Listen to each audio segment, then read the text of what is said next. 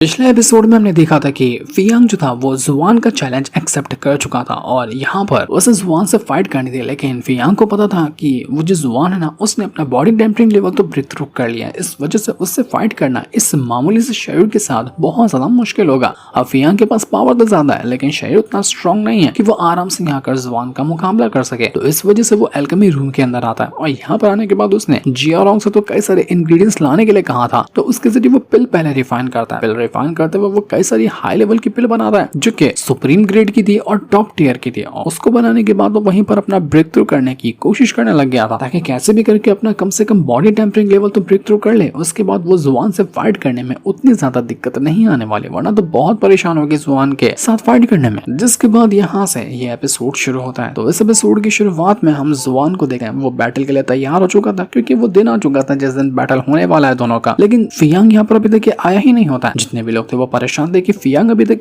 आया क्यों नहीं। सभी लोग को कहने लग जाते हैं कि हमको तो लगता है कि फियांग डर कर भाग गया कहीं पर। उसको पता है कि वो जुआन से मुकाबला नहीं कर सकता, तो आखिर वो यहाँ पर क्यों ही आएगा। उसको अपनी जान प्यारी थी तो जान बचाने के लिए वो यहाँ से भाग गया और सही भी है उसने ऐसा किया, क्योंकि अगर थोड़ी सी बेइज्जती हो जाएगी तो वो चल भी जाएगा। क्योंकि अगर उसने जुआन से फाइट की तो बेइज्जती छोड़ो उसकी सीधा जान जाएगी, तो इसलिए उसने बेइज्जती चुनी अपनी जान के बजाय। तो ये सुनकर तो फियांग के जितने भी दोस्त वगैरह थे वो कहने लग जाते कि अपना मुंह बंद कर ले। यहाँ पर फियांग इतना घटिया इंसान नहीं है कि वो डर के मारे कहीं भाग जाएगा। अगर वो आएगा उसको फर्क नहीं पड़ता कि वो हारे या जीते, लेकिन आएगा जरूर वो फाइट करने के लिए। डरपोक तो तुम लोगों को जिनकी फट जाती है थोड़ी थोड़ी देर के अंदर। इसके बाद हम यहाँ पर वही फियांग के फैमिली हेड को देख पाते हैं जो कि बहुत ज्यादा गुस्से के अंदर अपने कमरे में बैठा हुआ था। उसका दिमाग खराब हो रहा होता है, लेकिन उसके साथ ही कहना चाहते हैं कि आपको फिक्र करने की जरूरत नहीं है। अभी तक के फियांग उस बैटल के अंदर गया नहीं है और हमें नहीं लगता कि वो बैटल के अंदर जाएगा क्योंकि उसकी तो पहले से ही हालत खराब हो गई होगी। पर वो सेक्रेटरी यहाँ पर कहना चाहता है कि मुझे नहीं लगता कि ऐसा कुछ होने वाला है। वो कुछ ना कुछ तो प्लानिंग में होगा और वो आएगा जरूर, क्योंकि मैंने उसको देख लिया कि वो पहले जैसा नहीं रहा, पहले से काफी स्ट्रांग हो चुका, तो वो इतना जल्दी तो डरने वाला नहीं है। और जैसा कि उसने सोचा था वैसा ही होता है। वहां पर फियांग आकर पहुंच चुका था जो एकदम स्टाइल से और एक कमाल की एंट्री मारते हुए आया था कि क्या वो दोस्तों मेरा इंतजार कर रहे थे ना, देखो मैं यहाँ पर आकर पहुंच गया। तो ये देखकर सभी कहने लग जाते कि लगा ही था ये यहाँ पर आएगा। वो फैमिली हेड जो था वो तो कहना चाहता है कि अब देखता हूँ कि तू कौन से ट्रिक का इस्तेमाल करते हुए ये बैटल जीतता है। जुआन से जीतना तेरे लिए नामुमकिन होगा। जो तूने मेरी बेइज्जती की है ना टीचर के साथ मिलकर, आज उस बेइज्जती का बदला तुझे यहीं पर मिलने वाला है। जैसे फियांग यहाँ पर आया था उसके दोस्त कहना चाहते हैं कि फियांग तुम यहाँ पर क्या करने के लिए? हमने तुम्हें पहले ही कहा था ना कि तुम्हें यहाँ पर नहीं आना है। ये बैटल तुम्हारे लिए बहुत ज्यादा खतरनाक होगा, तुम्हारी जान तक जा सकती है इसके अंदर। हमने तो यहाँ पर बात भी कर ली है। वहाँ पर एक लड़की थी जो कि चैंतियान की दोस्ती होती है, वो कहने लग जाती है फियांग से कि देखो मैंने अपने फादर से बात की है, वो तुम्हारा ये बैटल कैंसिल करवा देंगे और कोई भी तुम्हारा मजाक नहीं उड़ाएगा। थोड़ा बहुत लोग हंस लेंगे लेकिन वो बेहतर है ना जान बचने से। तुम जुआन के साथ फाइट करोगे तो तुम्हें बहुत ज्यादा नुकसान होगा, इसलिए वो नहीं करना चाहिए तुम्हें, वही बेहतर है। लेकिन वो लड़की जो यहाँ पर फियांग को प्रैक्टिस करते हुए देखी थी वो कहने लग जाती है उस प्रिंसेस से कि देखिए आपको अपने फादर से रिक्वेस्ट करने की जरूरत नहीं है। मैंने फियांग को देखा प्रैक्टिस करते हुए, वो अब इतना भी कमजोर नहीं है कि आप उसको देखकर डर महसूस करें कि वो हार जाएगा। मुझे लगता है कि वो अच्छी टक्कर भी देगा और इस बैटल को जीत भी सकता है, इसलिए उसके बारे में फिक्र करना और उसको डिमोटिवेट करना बंद कर दीजिए। तो फियांग भी कहता है कि बिल्कुल मैं यही तो सुनना चाह रहा था। और इसके बाद आ जाता है फियांग बैटल अरीना के अंदर और यहाँ पर आने के बाद वो जुआन कहता है कि आ गया बचकाने, देखा भी मैं तुझे कैसे हराता हूँ। तो फियांग कहता है कि अरे बस बस बस, पहले भी तो खाली बातें ही कर रहा था, इस बार भी बातें ही करेगा क्या? आप फाइट करते हैं। तो इतना कहने के बाद दोनों के दोनों यहाँ पर फाइट करने ही वाले थे कि तभी एक बार फिर से बीच में टीचर आकर पहुंच जाती है और यहाँ पर आने के बाद वो कहने लग जाती है कि देखो किंग से मुझे ऑर्डर मिला है कि ये बैटल कैंसिल होता है। उन्होंने ऑर्डर पास किया है कि इस बैटल को कैंसिल किया जाए, इसलिए मैं ये बैटल नहीं होने दूंगी। तो ये सुनकर जुआन भड़क जाता है कि टीचर देखिए मैं चाहता हूँ कि आपका ये स्टूडेंट था, लेकिन इसका मतलब ये नहीं कि आप उसको हर बार खतरों से बचाते रहेंगे। आपने अपनी पावर का इस्तेमाल करते हुए किंग से बात कही होगी, उन्होंने ये बैटल कैंसिल करवाया है, लेकिन आप कितना ही सपोर्ट कर लेंगे इस फियांग का? अभी अगर मैं यहाँ पर चला भी गया तो मैं फिर भी इसको नहीं छोड़ने वाला, जिधर मौका दिखेगा मैं उधर मारूंगा इसको। तो ये बैटल कैंसिल करवा कर भी मतलब नहीं है। फियांग भी कहता है कि बिल्कुल टीचर ये सही कह रहा है, हमें यहाँ पर बैटल कर ही लेना चाहिए ताकि जो भी दुश्मनी है वो यहीं पर खत्म हो जाए ना। ज्यादा लंबा खींचना दिक्कत वाली बात हो जाती है। टीचर भी हैरान रह गई थी, मैं तो फियांग की मदद करने के लिए यहाँ पर आई थी ताकि बैटल कैंसिल हो जाए, उसकी जान को खतरा ना हो। ये देखो ये तो यहाँ पर बात को बिगाड़ने पे तुला हुआ, ये तो बैटल ही करना चाहता है। तब वहाँ पर एकेडमी के डीन होते हैं, वो यहाँ पर टीचर से कहना चाहते हैं कि देखो जब दोनों तरफ से फाइट होने ही वाली है, दोनों फाइट करना ही चाहते हैं, तो बैटल को रुकवाने का कोई मतलब नहीं है, साइड हो जाओ वहां से और ये बैटल होने दो। तो अब टीचर भी मजबूर थी, इस वजह से वो यहाँ पर साइड हो जाती है। लेकिन वो डीन से कहने भी लग जाती है कि आपको पता है ना कि ये दोनों फैमिली कितनी बड़ी दुश्मन है एक दूसरे की, और आप देख भी रहे हैं कि ये जुआन कितना स्ट्रॉन्ग है फियांग से, तो आपको कैसे लगता है कि ये फेयर बैटल होगा? फियांग तो बिना मतलब की मुसीबत में पड़ जाएगा और उसकी जान तक जा सकती है, तो आप यही चाहते हैं कि फियांग मर जाए? ये बिल्कुल भी सही बात नहीं है, आपने क्यों परमिशन दी है फाइट करने की? लेकिन डीन भी कहता है कि देखो चिंता करने की बात नहीं, जब कुछ गड़बड़ होने वाली रहेगी तो मैं बीच में आकर ये फाइट को रुकवा दूंगा, लेकिन मुझे लगता है कि फियांग यहाँ पर बहुत अच्छी टक्कर देगा। मैं उसके अंदर कुछ अजीब ऑरा महसूस कर रहा हूँ जो कि नॉर्मल से काफी ज्यादा खतरनाक है, इसलिए मैं भी तैयार हूँ ये बैटल देखने के लिए।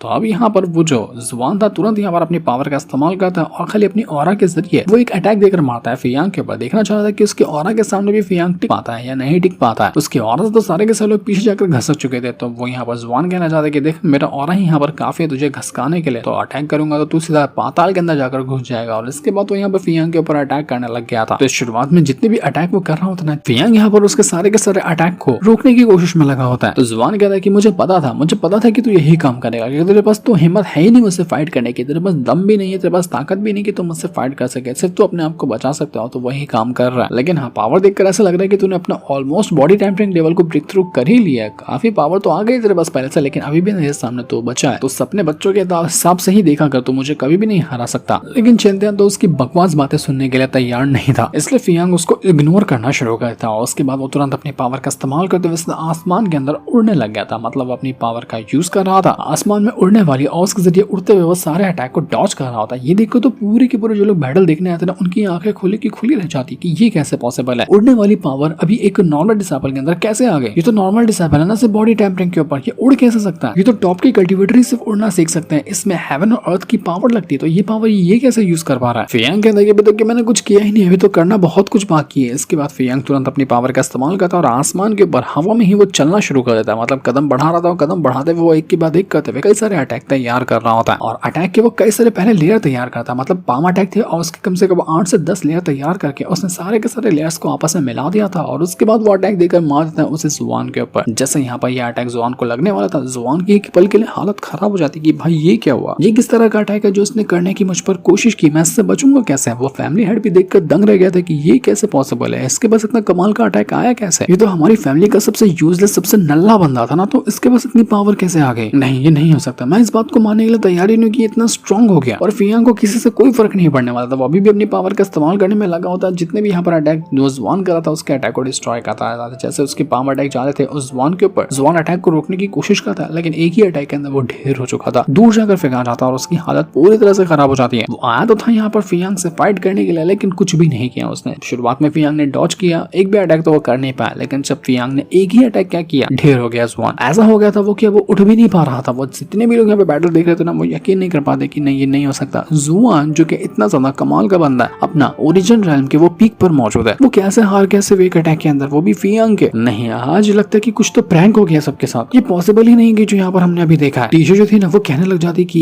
ये जो अभी टेक्निक का इस्तेमाल कर रहा था ना, हेवन और अर्थ की पावर का इस्तेमाल करते हुए उड़ रहा था, हवा के अंदर चल रहा था, और ऐसा जो पाम अटैक तैयार किए मैंने पुरानी किताबों के अंदर पढ़ा है कि इस तरह की टेक्निक सिर्फ एम्परर फियांग जो था ना वही इस्तेमाल कर पाता था। तो आखिर उसकी टेक्निक इसके पास कैसे आ गई, फियांग ने कैसे वो टेक्निक सीख लिया, जबकि कहीं पे इसका मेथड भी नहीं लिखा हुआ है कि कैसे ये सील वाली टेक्निक को यूज किया जा सकता है। तो फियांग ने इसको कैसे सीख लिया, ये हुआ कैसे। फियांग तो सीधा जा रहा था उस जुबान की जान लेने के लिए, तो वो जो डीन होता है उसको रोकने की कोशिश करता है। वो उससे कहता है कि फियांग नहीं यहाँ पर जान नहीं ले सकते, तुम रुक जाओ। लेकिन जैसे डीन को आते हुए देखते हैं, फियांग सीधा एक की लात मारता है उस जुबान को, जिस वजह से कल्टीवेशन उसकी खत्म हो चुकी थी। जान तो नहीं ले पाया उसकी, उसने जान छोड़ दिया, लेकिन कल्टीवेशन बर्बाद कर दिया था उस जुबान की उसने। तो ये देखकर यहाँ पर वो डीन काफी ज्यादा भड़क जाता है। वो अपनी पावर का इस्तेमाल करते हुए फियांग के ऊपर अटैक करते हुए कहता है कि मैंने तुझे रुकने के लिए कहा था ना, हार गया था ना वो जुबान, तो फिर तूने उसके बाद अटैक क्यों किया उसके ऊपर, क्यों उसकी कल्टीवेशन ब्रेक की तूने मेरे रोकने के बावजूद भी। तो फियांग तो सीधा कह देता है कि अबे बुड्ढे तू अंधा है क्या, जब यहाँ पर ये मेरी जान लेने की कोशिश कर रहा था, कई बार बैटल के दौरान इसने मुझे मारने की कोशिश की। ये अटैक ऐसा नहीं कर रहा था कि मुझे हराना चाह रहा है, ये अटैक ऐसे कर रहा था कि मेरी जान लेना चाह रहा है। तब तो बड़ा मुंह बंद करके बैठा हुआ था तू, और अब जब मैं यहाँ पर सिर्फ एक ही अटैक क्या करने गया इसके ऊपर, कितनी इतनी फट गई कि तू यहाँ पर आ गया मुझे रोकने के लिए। तेरा कोई जिगरी यार लगता है क्या ये जुबान यहाँ पर, जितना उसका सपोर्ट कर रहा उसके खिलाफ जाने के लिए तैयार हो ही नहीं रहा। वो तो शुक्र मना मेरा कि मैंने यहाँ पर इसकी जान बख्श दी, वरना अभी यहाँ पर मैं उसकी जान ले सकता हूँ तेरी आंखों के सामने, और तू घंटा नहीं कुछ कर पाएगा। डीन कहना चाहते कि जुबान संभाल के बात कर, तू अपने डीन से बात कर रहा है, और यहाँ पर मैं बस बैटल देख रहा था, मुझे लगता कि हाँ तेरी जान जाने वाली है, कुछ खतरा सा लगता तो मैं बीच में आता तुझे बचाने के लिए, या फिर अगर इस जुबान की जान जाने वाली होती तो मैं इसको बचाने के लिए आता। जैसा कि अभी मैं यहाँ पर आया, मैं सिर्फ देखना चाह रहा था कि तुम दोनों में स्ट्रॉन्ग कौन है, बस यही देखने की वजह से मैंने बीच में टांग नहीं घुसाया, और तूने इस बात को उल्टा समझ लिया। लेकिन फियांग कहता है कि तुझे मैं बेवकूफ लिखता हूँ क्या, मेरे माथे पे बेवकूफ लिखा हुआ है, मुझे साफ साफ दिख रहा है कि तू यहाँ पर सोच रहा था कि मैं अपने हर एक अटैक का इस्तेमाल करूँ और देखूँ मैं यहाँ पर कि मेरे पास कितनी पावर, तू मेरे बारे में बहुत कुछ जानना चाह रहा था, इस वजह से तू मेरा इंतजार कर रहा था कि मरूं या फिर मैं अपने सारे अटैक का इस्तेमाल करूँ। तू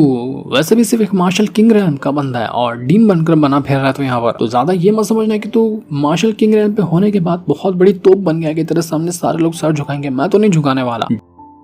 डीन तो बिल्कुल भड़क जाता है कि तू किस तरह से बात कर, अपने डीन के अंदर से तेरे को अक्ल भी है क्या, मैं तुझे जान से मार डालूंगा, आज तो बचेगा नहीं। वो सीधा यहाँ पर फियांग के ऊपर अटैक करते हुए उसकी जान लेने वाला था, लेकिन टीचर आकर उसको रोक लेती कि टीचर रुक जाइए, आपको फियांग को मारने की जरूरत नहीं है। फियांग सिर्फ एक मामूली सा स्टूडेंट है और आप तो एक डीन है ना, तो आप एक स्टूडेंट के साथ कैसे बहस कर सकते हैं, कैसे उससे फाइट कर सकते हैं। हाँ, अगर उसने इस तरह से बात की तो आप उसको समझा सकते हैं, मैं उसको समझा दूंगा कि अंदर वो ऐसी बातें ना करे, लेकिन आप उससे फाइट नहीं कर सकते, ये बिल्कुल ही रूल के खिलाफ है। टीचर भी फियांग को समझाती कि फियांग देखो यहाँ पर डीन ने जो किया है ना वो गलत नहीं है, वो बस इंतजार कर रहे थे कि कब यहाँ पर ऐसा सिचुएशन बने कि वो बीच में आए। उन्होंने मुझसे भी पहले कह दिया था कि वो यहाँ पर देखेंगे कि जब खतरा आने वाला होता है तब जाएंगे बीच में वो इस बैटल को रुकाने के लिए, तो तुम उनको गलत समझ रहे हो, तुम्हें ऐसा नहीं समझना चाहिए, इसलिए इस तरह से बातें मत करो डीन से और माफी मांगो इनसे, जिस तरह से तुमने इनसे बात की है वो बिल्कुल भी अच्छा नहीं था। हम सबको पता है कि डीन इतने बुरे इंसान नहीं है कि वो किसी स्टूडेंट को मरते हुए देखेंगे, क्योंकि वो सारे के सारे स्टूडेंट तुम जितने भी वो सब हमारी ही अकेडमी को तो है, हमारे अकेडमी के स्टूडेंट को वो नहीं बचाएंगे तो बाहर वाले को बचाएंगे वो। लेकिन फियांग जो था वो बड़ा गुस्सा होता है, वो कहता है कि भाड़ में जाओ तुम लोग, मैं नहीं माफी मांगने वाला किसी से। और इतना कहने के बाद वहां से जाने लग गया था, क्योंकि उसको पता था कि ये डीन तो कुछ खिचड़ी पका रहा है, इसके पर भरोसा करना मतलब अपने पैरों पे कुल्हाड़ी मारने के बराबर है, इसलिए फियांग तो उसके पर भरोसा नहीं करने वाला है। और सच में लग रहा था कि डीन कुछ तो खिचड़ी पका रहा है, लेकिन वो क्या करने वाला है वो तो हमें अभी नहीं बताया चाहता। टीचर तो अभी भी यहाँ पर सदमे में ही थी कि इसने जो अभी सील आर्ट का यूज किया है, इसने जो अभी यहाँ पर आसमान के अंदर चलना शुरू किया ना, ये टेक्निक एक पियरलेस जीनियस भी यहाँ पर इस्तेमाल नहीं कर सकता, वो उसको नहीं सीख पाएगा, क्योंकि इतनी हार्ड है ये टेक्निक। जब तक कि ऐसा कोई बंदा ना हो जिसको